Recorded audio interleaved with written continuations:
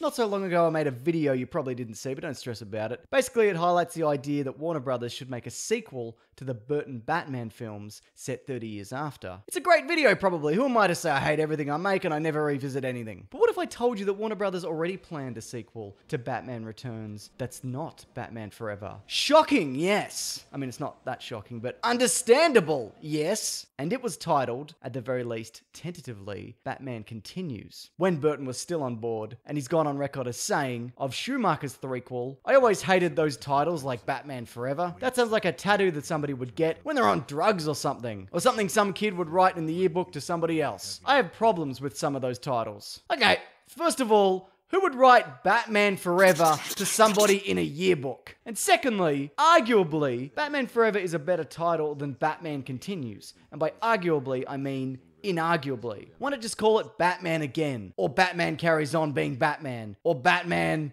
Just Batman. It's another Batman story. What do you want? Now, as you may be aware, the cast of the Burton films was binned, with all but a few exceptions for the follow-up. And initially the plan was to have Michael Keaton return as Bruce Wayne / man who dresses up like a bat and murders people, man. But after Burton was out, the specifics of why I want to get back to, he also decided to jump ship. He felt his version of Batman 3 would have been very much in line with what Nolan did with Batman Begins, as he spoke about in a recent interview. You know, you look at where he went, which is exactly what I wanted to do when I was having meetings about the third one. I said, you want to see how this guy started? We got a chance here to fix whatever we kind of maybe went off.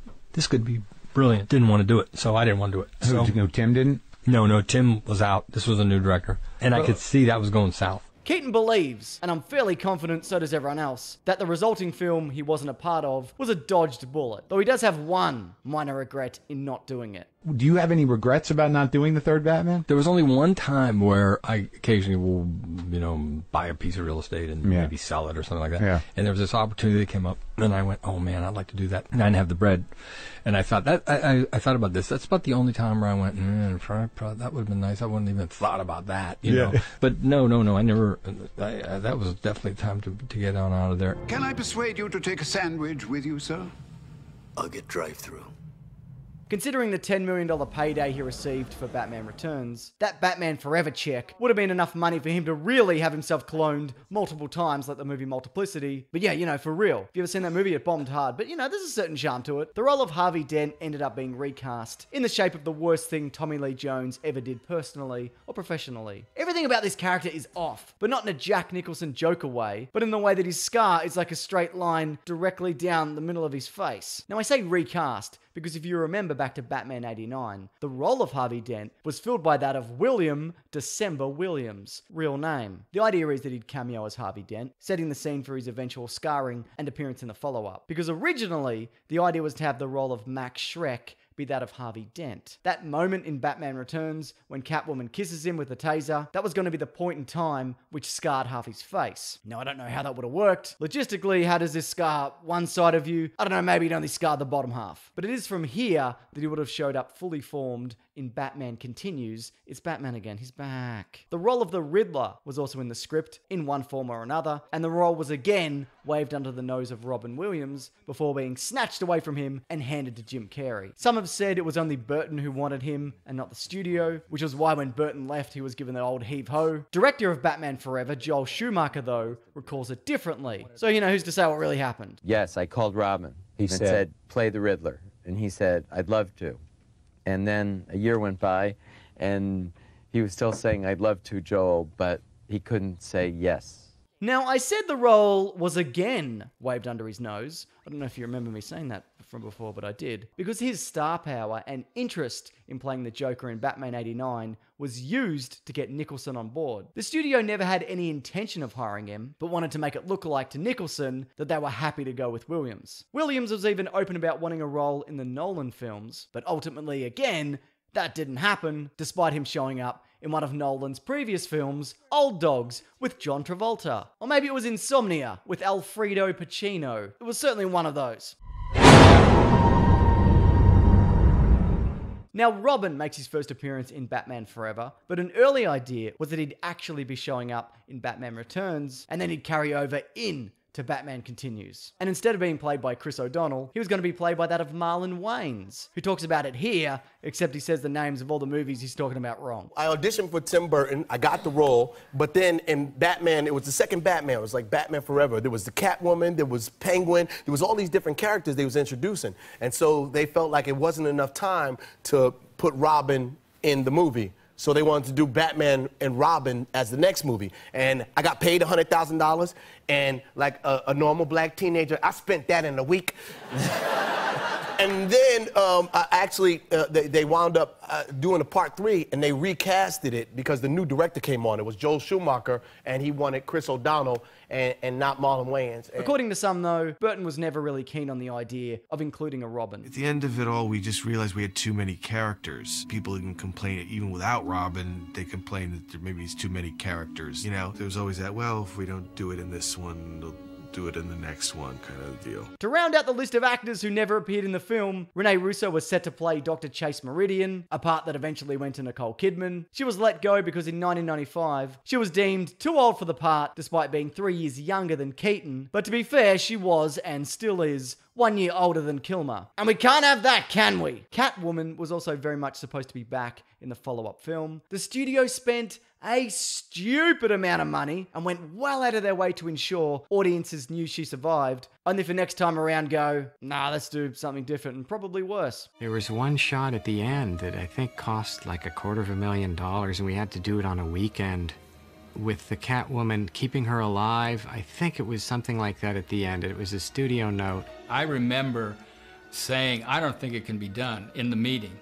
We'll try. And then it was a flurry of phone calls after that. And literally, it was the next day or even that afternoon that we got a Catwoman suit out of storage and put it on somebody and actually shot. Yeah, it was that quick. It was like a nightmare. Also, if you didn't think the villainous roles of the Riddler, Two-Face, Catwoman, if you didn't think those were enough, the Scarecrow was also to play a prominent role. The idea of fear and twisting your mind and your darkest thoughts coming into reality makes total sense in a Burton film. I mean, just imagine all the crooked staircases we would have got. Incredible stuff! Potentially. But his character was sidelined until the 5th Batman film, Batman Triumphant, which was also sidelined because it would have been unprofitable and bad. And the Scarecrow would have been played by Brad Dourif, who was quoted as saying, "Tim Burton saw me on a plane and wanted to cast me, but Warner Brothers said no." Personally, I think the Burton cast would have made for a better film, but if that film happened, we would never have gotten this. It should have been you! It's your fault! If you had told Two-Face I weren't the circus, they'd still be alive! And you know, this is pretty good stuff by all standards. Oh, and sidebar, this wasn't going to appear in the Burton version, but H.R. Geiger, who gave us the aliens from Alien and the microphone stand of Jonathan Davis from Korn, not a joke, was asked to redesign the Batmobile for Batman Forever. So he did, and Warner Brothers hated it. We also have an idea of what the Batsuit would have looked like in Burton's threequel. Here's an early work in progress. Now, I don't believe the intention was to leave it grey. I think they were going to paint it black, like the original suit, and also the song. Also, it's not that dissimilar from the two that ended up in the movie. It has the symbol of the first suit and the musculature of the second. So what we ended up with wasn't really a radical departure from earlier designs. I mean, except for the nipples. What the hell are these three weirdos doing? Get back in the Phantom Zone! But Burton, why did he end up off the project? Well, it depends on who you talk to, but here's how he saw it. I remember toying with the idea of doing another one, and I remember going into Warner Brothers and having a meeting. I'm going, you know, we could do this, we could do that, and they go like, Tim, don't you want to do like a smaller movie now, you know, just something that's more, and like, about, you know, half hour into the meeting, I go, you don't want me to make another one, do you? And they go, no. And I just said, no, I know you did. And so we just stopped it right there. Now, this nudging towards the door wasn't out of nowhere. The public response to Batman Returns, despite having a successful box office, albeit a fair bit less than the previous, meant Warner Brothers wanted to take things in a different direction. A more family-friendly direction. A less watching a horrible little creep of a man vomit bile and blood all over himself direction. Some, however, felt that audiences went in with false expectations for what they were going to be getting. I mean, this clearly wasn't supposed to be a family-friendly endeavor, as some at the studio believed. The movie itself was never presented as you know, a child-friendly movie. And so I just think it's a mistake of perception. I think, you know, the parents who complained just got it wrong. Yeah, that's a good point. What part of any of the marketing of this film would have had people believe that this wasn't something for the whole family? It's the Batmobile, one of 4 fun toys your kids get with each build your own Happy Meal you buy. Batman Happy Meal, only at McDonald's. Batman blasts his torpedo. Penguins all wet. Gotham City's greatest hero, Batman returns. The Batman Returns handheld beam from Tiger. What do you want? To destroy the Penguin's evil army. The time has come to punish all! There was actually a sit-down between Schumacher and Burton to nut out what direction the film was to go, but aside from a producer's credit, Burton was out at Warner Brothers after deciding that he made too much of a weird, dark Batman movie, and he continued to be out until they handed him the reins of Superman so he could make a weird, dark version of him, the most optimistic and inspirational superhero of all time. And so he immediately cast the weirdest man in Hollywood. And that is very nearly the end of this tale. A tale as old as time, or at the very least, as old as the early to mid-90s. But it's not quite the end. You see, a version of Burton's Batman Continues very nearly saw the light of day in 2015, when comic book creators Joe Quinones and Kate Leith, inspired by DC's revival of Batman 66, decided to pick up the threads of where Tim Burton's Batman Returns left off. It would have been set immediately after and sees the return of Bruce Wayne, Selena Kyle, as well as Burton-esque versions of Robin, Barbara Gordon's Batgirl, Harley Quinn, and Poison Ivy looking very